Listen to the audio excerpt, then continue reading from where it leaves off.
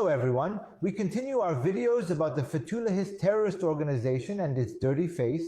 The week after this video goes live is the Feast of Sacrifice, and then the anniversary of the July 15 coup attempt is coming up. And we're hearing on social media or in our circle of friends that FETO members had nothing to do with the coup. They didn't even know about the coup. What do these people have to do with the coup? I am making this video to respond to these lies.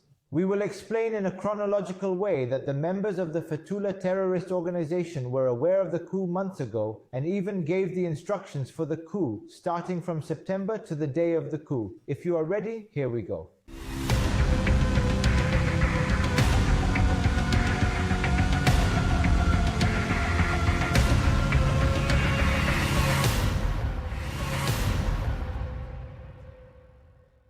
Before we start our video, let's make our usual reminder.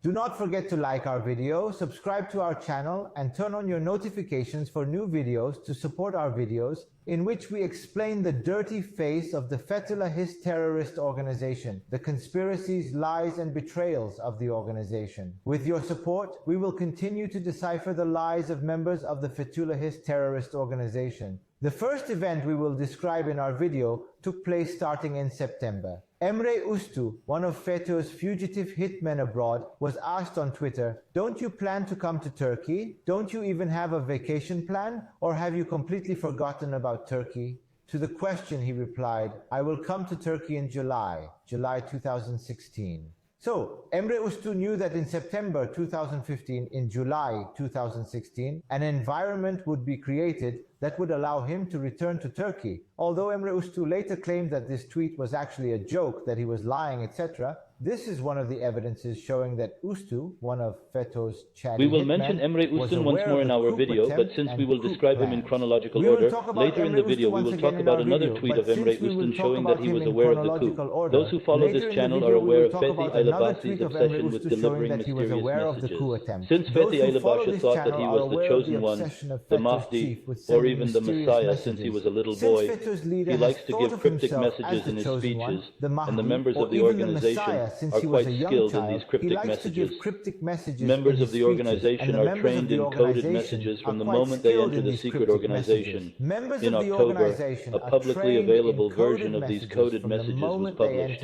The Zaman newspaper published a commercial, which featured sirens and then a baby's voice.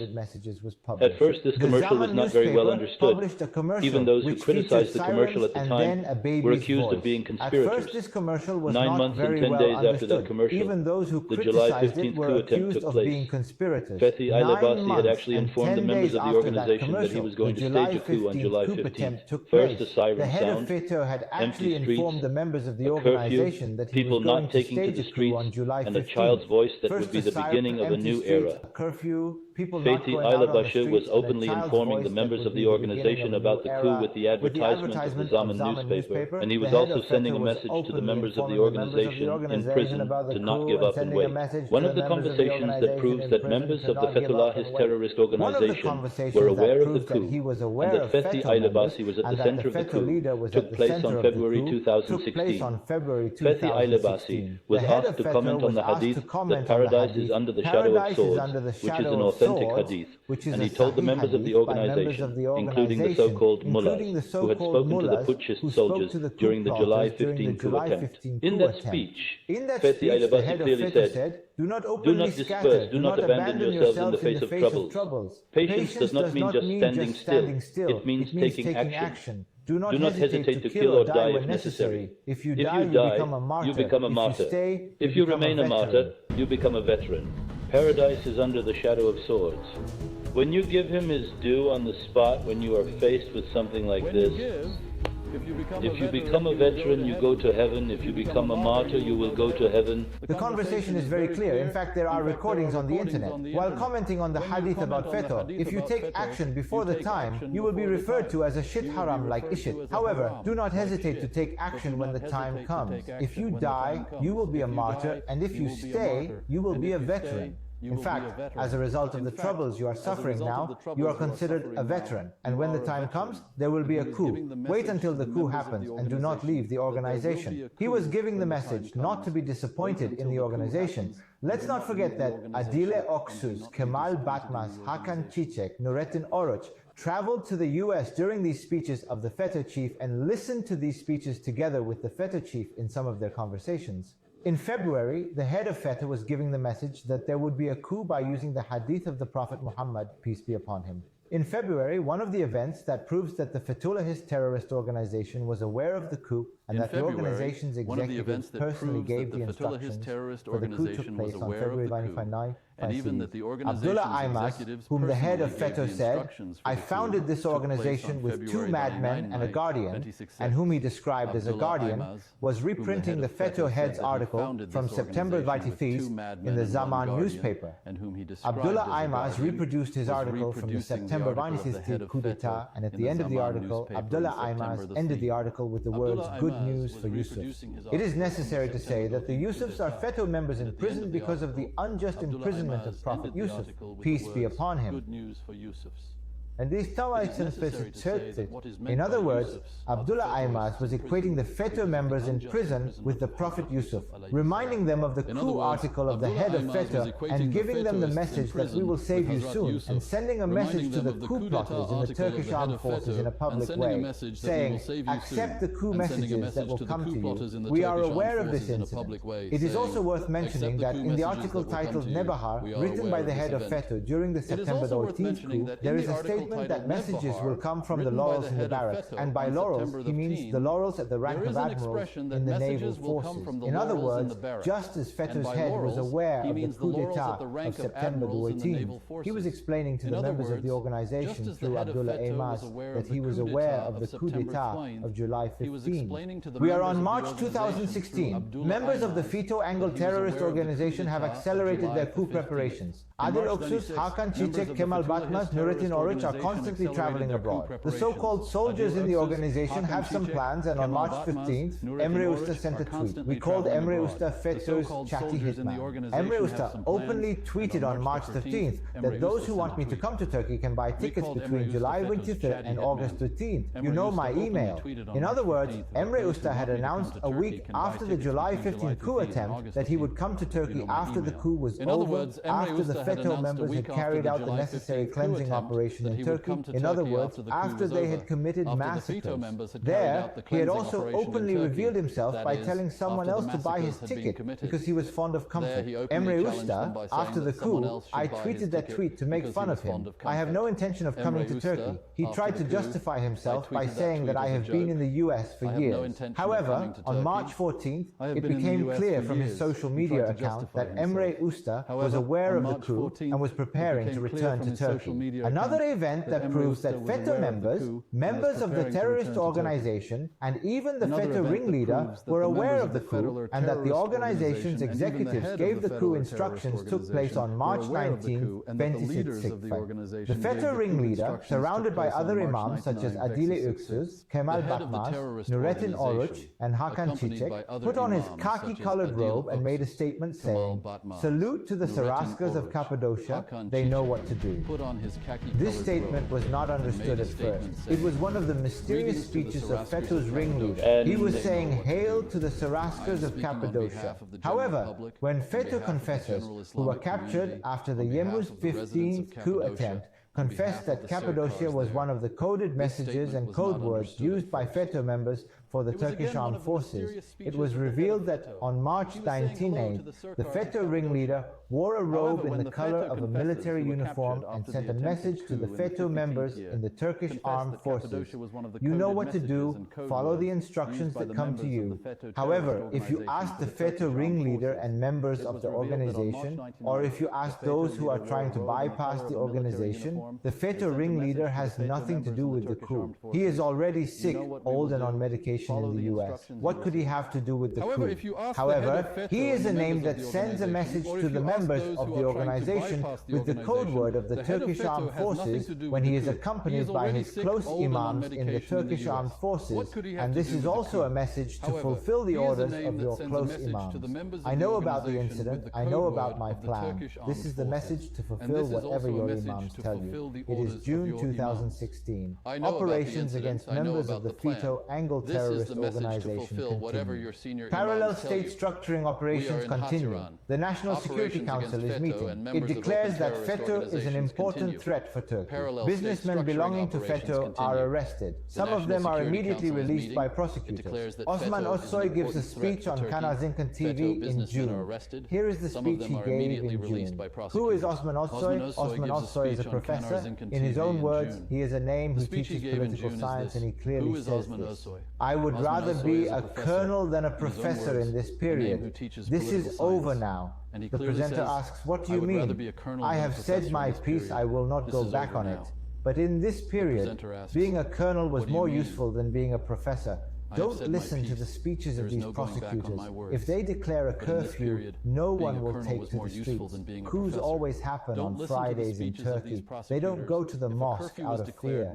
A few honorable prosecutors go to Taksim to protest the incident. Other than that, nothing happens. Now this issue is over. Good news for the service members, there is no going back now. Osman Özsoy clearly says this in his speech available on the internet. I would be more useful if I were a colonel, not a professor. I would be more useful if I were a colonel, not a professor. Osman Özsoy has such threats. There are also 2014 and 2015. Now it is over, even if Erdogan gets 70% of the votes. However, for the first time, he openly says that some people in the Turkish Armed Forces are preparing a coup, and that he is aware of this coup preparation, and that the members of the organization will be at ease when this coup succeeds.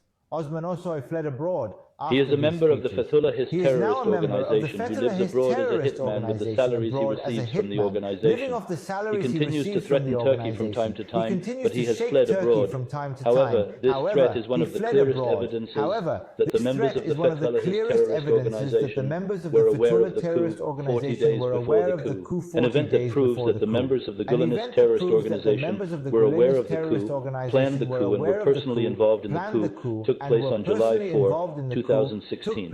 On July 4, 2016, İlhan Karagöz, the judge who presided over one of FETO's conspiracy cases, uploaded his 557-page reasoned decision to the satellite, even though it was the eve of the coup. In this long reasoned verdict, in which İlhan Karagöz gave his opinion on dozens of different issues ranging from Champions League matches to how football will progress in Turkey, he declared the head of FETO as the expected Mahdi. At the same time, he also ordered the arrest of all MPs, mayors, journalists, businessmen, and mayors who were not mentioned in the verdict, and ordered the necessary actions to be taken to arrest these people. After this 557-page reasoned decision, İlhan Karagöz was arrested after the July 15 coup attempt and tried to get reports that he was mentally unstable. However, when he turned out to be sane, he was sentenced. The High Council of Judges and the Minister of Justice should publish this 557-page reasoned verdict as a book if necessary, and the public should once again learn that FETO and its leaders knew about the coup, that FETO and its leaders knew about the coup, that FETO and its leaders knew about the coup, and that they acted so recklessly because they knew there would be a coup. İlhan Karagöz, knowing that FETO and its leader would stage a coup, may have thought that FETO and its leader would declare him as the Mahdi, and that if a coup was going to happen, I should be the first judge to announce it, and maybe the organization would elevate me even higher in the future. However, he is currently in prison, waiting for his sentence to end. We are in July.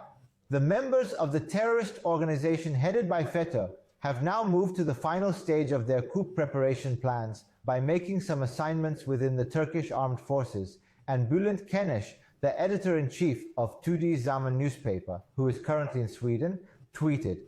Bülent Keneş tweeted that there is nothing good for Turkey anymore. There is bad, worse than bad, the worst. Let me call the coup d'etat the bad one, and you can understand the others. Days before the coup, Bülent Kenesh tweeted that the worst option for Turkey was a coup d'etat, the worst option was a civil war, and the worst option was an invasion. In the tweet, there is only a coup as a bad option. There is no mention of what the worse or worse options are. Bülent Kenesh is currently in Sweden, and Sweden, which is trying to join NATO, is not extraditing Bülent Kenesh to Turkey at the expense of not joining NATO. There is another fugitive like him, Abdullah Bozkurt. He protects both of them, and Bülent Kenesh is the one who was aware of the coup, who gave the message of the coup, and even prayed that the coup succeeds. If the coup is not successful, there are worse options for you. We are on July 14th, 2016. There is only one day left for the members of the FETO terrorist organization to carry out the biggest betrayal against Turkey. Now, the FETO members in the Turkish armed forces are making their final preparations, and a tweet by Tuncay Ovcin, a fugitive FETO member abroad, appears on social media. They will be raided in bed and hanged at dawn. Tuncay Ovcin tweeted this on July 14, 2016. Who is Tuncay Ovcin? We made a detailed video about him, so let me summarize briefly. Tuncay Ovcin is a person who has been involved in the military intimate structure of the FETO terrorist organization since the end of the 1980s, and the members of the organization he trained rose to become a member of the Military High Administrative Court, so we are not talking about an ordinary examiner of the organization. We are talking about a man who is part of FETO's intimate structure, and Tuncay Ovcin tweeted on July 14, 2016 that they will raid him in bed and hang him at dawn. Although he later said that he had used this tweet a few more times to explain what would be the end of the dictators of the period, the fact that he tweeted this tweet the day before the coup and that he tweeted years after the coup, when he was angry at FETO members who criticized the organization, that if the coup had succeeded, would you have made these criticisms? In a sense, he confesses again that he was actually aware of the coup. On July 14, 2016, fugitive FETO operative Tuncay Ovcin announced to everyone that they would target President Erdogan and that this would happen in a short period of time, saying that they would raid him in bed and hang him at dawn. Tuncay Ovcin, who is currently living in the United States with the money he received from FETO, continues to insult and threaten Turkey. Let's come to the last item. It is one of the evidences showing that members of the FETO terrorist organization were aware of the coup. In fact, it is a name mentioned in a small news article and not talked about much. Enes Ergen. He is currently on the red category of the Ministry of Interior's list of wanted terrorists. Who is Enes Ergen? He is one of the 4 or 5 names specially trained by the head of FETO and mentioned in FETO's publications. The others are Ahmet Kurucan, Osman Şimşek, and FETO's security Imam Süleyman Sargun. Enes Ergen's name is mentioned together with these people. Enes Ergen is a man who was specially trained by FETO's chief, who wrote books about FETO's chief, and whose books were published in the same publishing houses where Adile Öksüz's books were published. Enes Ergen with 40 hands. In other words, they killed Haydar Meriç, who was a journalist who worked for a year with the head of FETO and investigated the sins he had committed in that year. Haydar Meriç was a journalist who investigated the perversions of the head of FETO, and they killed him by throwing him out of a helicopter with a pig tie, and then they made news in the newspapers. The treasure hunter was killed by his friends. Enes Ergen was killed by 40 people, 5 hours before the July 5th coup attempt. The Kırklareli's hold a meeting in a village with the former mayor of that area, the imam of the mosque, and a few other people. During the meeting, they think about the steps they will take after the coup. Enes Ergen is a name that is not very publicized. We also heard Enes Ergen's name as the FETO member, to whom Abdullah Gül's family company sent money. It was not talked about much afterwards, but while Enes Ergen was on the run, Abdullah Gül's family company paid Enes Ergen. 5 hours before the coup attempt, Enes Ergen had a meeting with the former mayor of the 40-handed region. Enes Ergen is still a fugitive and has not made a public statement for a long time. When he does make a public statement, I am sure he will claim that the meeting he held on July 15th was pure coincidence. This is one of the traditional lying habits of FETO members. We have come to the end of our video in which we described the events proving that members of the FETO Angle terrorist organization were aware of the July 15th coup attempt, ordered it, and made plans for it. We will continue to explain the dirty face of FETO Angle terrorist organization members, the conspiracies and betrayals in which the organization was involved. To support us, Don't forget to like our video, subscribe to our channel, turn on your notifications for new videos, and share this video on your social media accounts. Thank you for your support.